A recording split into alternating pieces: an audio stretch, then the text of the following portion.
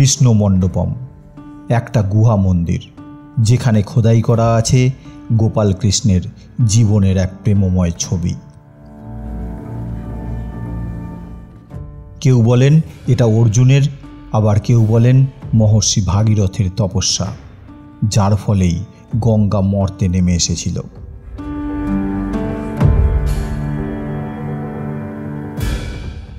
আর এই শহরের মাঝখানে দাঁড়িয়ে আছে এক পাথর, যা 1000 বছরেও গড়ায়নি, যাকে কেউ ঠেলতে পারেনি, আর যাকে ঘিরে তৈরি হয়েছে ইতিহাস, কল্পনা আর হাজারো প্রশ্ন।